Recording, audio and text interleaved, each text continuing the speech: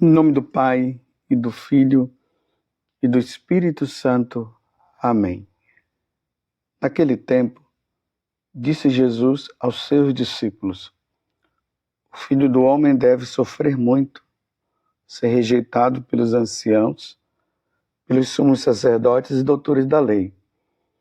Deve ser morto e ressuscitar no terceiro dia. Depois Jesus disse a todos: Se alguém me quer seguir, renuncie a si mesmo. Tome a sua cruz de cada dia e siga-me. Pois quem quiser salvar a sua vida, vai perdê-la. E quem perder a sua vida por causa de mim, esse a salvará. Com efeito, de que adianta o homem ganhar o mundo inteiro se perde e se destrói a si mesmo? Palavra da salvação. Glória a vós, Senhor. Meus irmãos e minhas irmãs, estamos na quinta-feira depois das cinzas. Entramos de cheio nesse tempo de Quaresma. E ao entrar nesse tempo, nós iniciamos com a cinza sobre as nossas cabeças para nós dizermos a Deus: Senhor, tem misericórdia. É um tempo de reconhecimento das nossas faltas, do reconhecimento do quanto que nós somos pecadores, mas com aquela firme decisão de mudar de vida. Esse é o sentido da Quaresma. Na verdade, nós deveríamos passar a Quaresma toda dizendo: Senhor, eu não quero te ofender mais, eu não quero te ofender mais. Eu quero ser fiel. Eu quero te amar de todo o meu coração, com todo o meu ser, com toda a minha alma. É assim que nós deveríamos estar na Quaresma. Mas dizendo: Senhor, ao mesmo tempo que eu não quero te ofender, eu acabo te ofendendo. Por isso tem misericórdia de mim.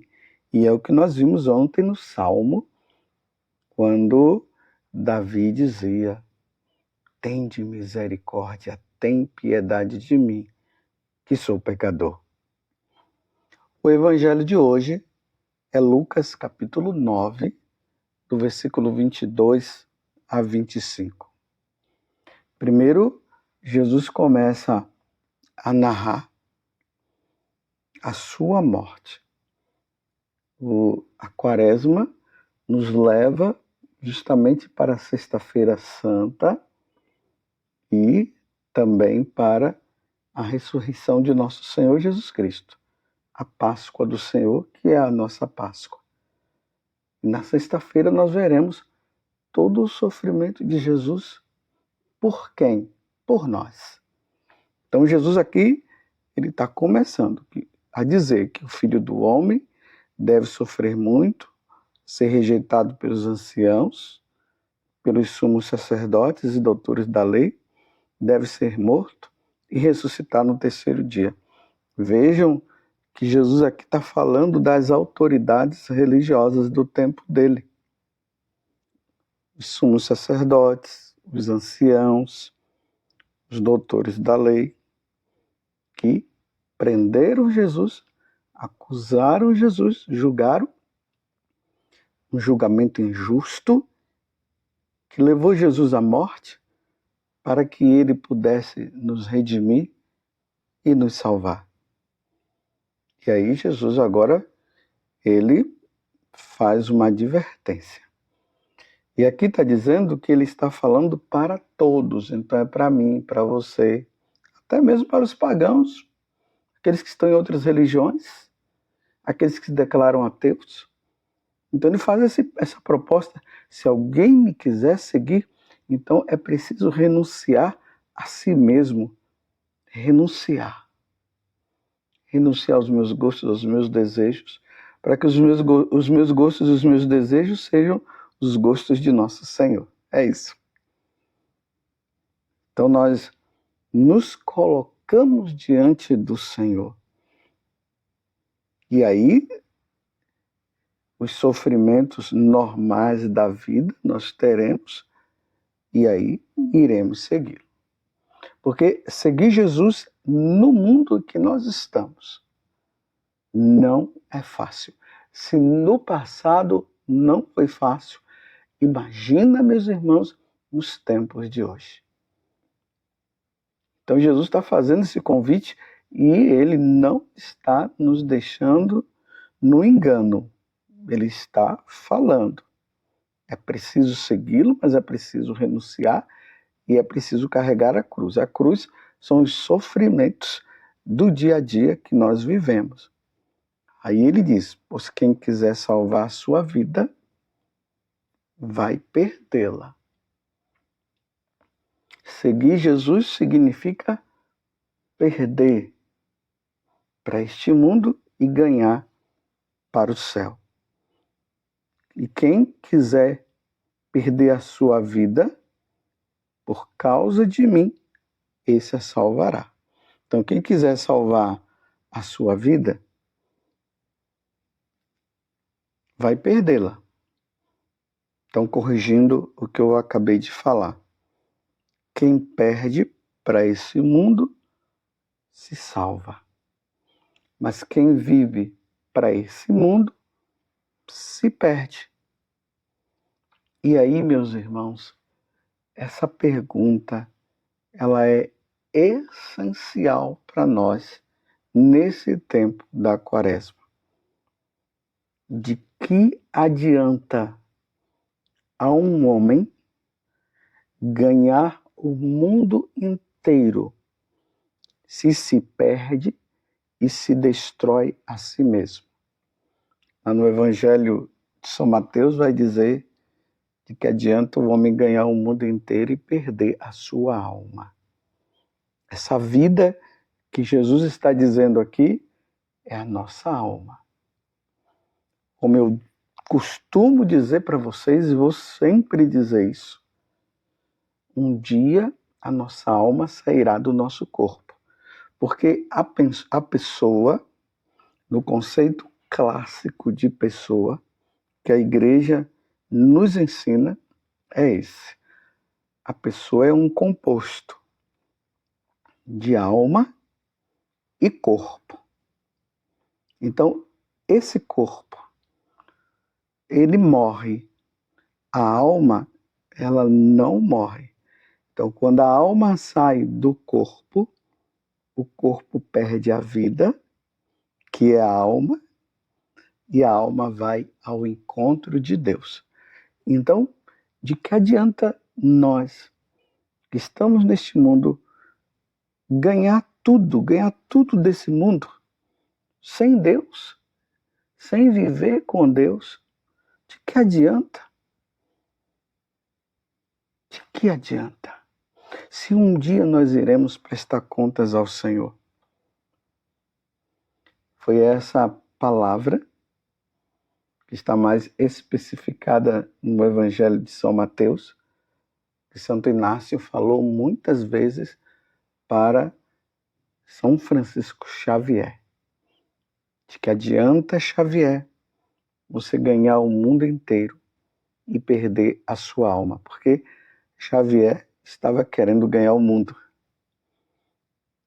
E depois de muita persistência, de muitas falas por parte de Santo Inácio de Loyola, Xavier se tocou, se converteu e mudou de vida. E se tornou o grande São Francisco Xavier. Nesse início de Quaresma, essa é a primeira pergunta que o Senhor faz para mim e para você. De que adianta ganhar o mundo inteiro se perde e se destrói a si mesmo? Se nós fizermos uma retrospectiva, nós vamos ver no passado pessoas que ganharam o mundo todo. Nero, o imperador Nero, que perseguiu os cristãos. Ele tinha todas as pessoas aos pés dele. Ganhou o mundo todo. E onde está Nero agora, meus irmãos? Dentro dessa pergunta que Jesus acabou de fazer. Ele perseguiu os cristãos, ele matou os cristãos, muitos cristãos, incendiou Roma e inventou toda aquela história, pelo menos a que se ouve, dizendo que foram os cristãos que haviam colocado fogo em Roma. De que adiantou Nero fazer tudo isso? Uma outra pessoa que eu posso trazer para vocês, Hitler. Hitler teve todas aquelas pessoas aos pés dele. E hoje a pergunta que faz, de que adiantou ganhar tudo isso se não tinha Deus? Se não tinha se convertido a nosso Senhor Jesus Cristo? De que adiantou tudo isso? Napoleão Bonaparte. De que adiantou? Ganhou a França toda. A França toda estava aos pés dele. De que adiantou? Diante da pergunta de Jesus, de que adianta um homem ganhar o mundo inteiro se perde e se destrói a si mesmo? Às vezes eu paro, meus irmãos, e fico vendo a situação aqui no Brasil. Né? Quantas pessoas que se passam como donos do Brasil e faz isso, e faz aquilo, e prende um, e prende outro, persegue um, persegue outro. Meu Deus! E no dia que for ao encontro de Deus, como será? Você está entendendo? E aqueles repórteres famosos que diziam, né? Que condenavam a Deus, se declaravam ateus e de repente morreram. De que adiantou tanta fama?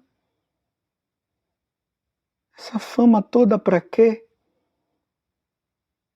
Uns morreram de acidente, outros morreram por overdose, outros morreram em casa. Mas morreram sem Deus, morreram sem o seguimento de nosso Senhor Jesus Cristo. De que adiantou tudo isso? Eu estou falando todas essas coisas, meus irmãos, para você refletir. O que você está fazendo da tua vida? Imagina aqueles homens que se tornaram famosos, os roteiristas de filmes. Filmes que foram criados falando mal de Deus, de nosso Senhor Jesus Cristo. E essas pessoas ficaram famosas. Os cinemas lotados, as pessoas aplaudindo e recebendo aqueles troféus e tudo mais. De que adiantou tudo isso? Um dia a alma saiu do corpo e foi ao encontro de Deus. De que adianta ganhar o mundo inteiro?